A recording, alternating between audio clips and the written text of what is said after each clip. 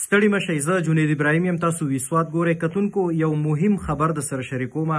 د هر سړي دغه ګیله وي چې په روژې کې د اشیای خوردنوش یا د خوراکي توکیو چې کوم ریټونه دي یا نرخونه دي هغه ګرانیږي او یا اوچتیږي. نو کتونکو د صوبایي حکومت لخوا را جوړ کړی شوي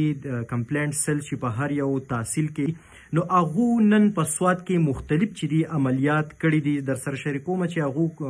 د څه خلاف کاروایانې کړي دي او مخکې به د هغو دغه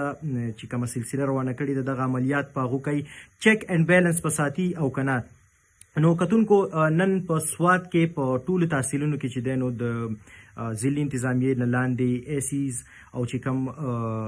واکداران دي د هر تحصیل نو هغو عملیات په دې کې په مټه کې 55 دوکانونه چې دی نو هغه چک کړی شوي دي چې په هغې کې 7 دوکانونه چې دي نو هغه بند کړی شوي دي یا سیل کړی شوي دي. د انتظامیې لخوا وینا دا وه چې د دو صفایي یا ګران فروشي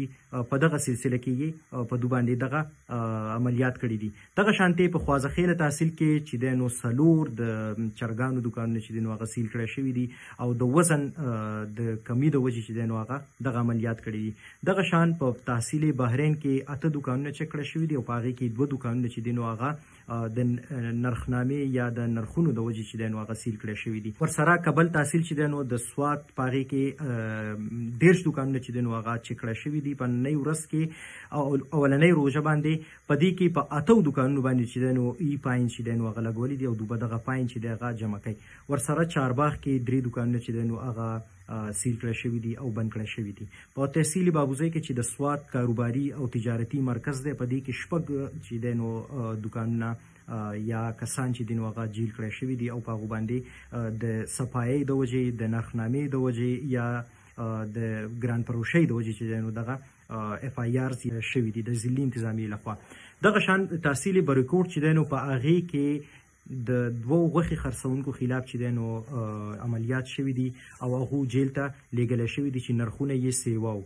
کتونکو د غوښې او د چرګ متعلق چې صوبایي حکومت کم یو قانون پاس کړی دی ویلي دي چې چرګ چې دی دا به د منډایۍ په حساب باندې ژوندی چې دی نو د کیلو په حساب باندې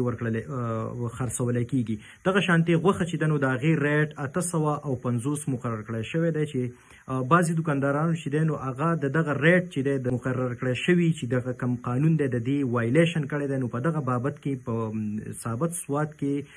د مختلفو دوکاندارانو خلاف چې دی نو هغه عملیات شوي دي او هغو جیل ته یا فاینونه پې لګولی شوي دي. دا خو اولنۍ روژه وه چې ضلعي انتظامیې مختلف کاروایانې چې دی نو د دغه دوکاندارانو خلاف وکړلې او ویلی کېږي چې خلکو ته یې یو قسم له ریلیف ورکو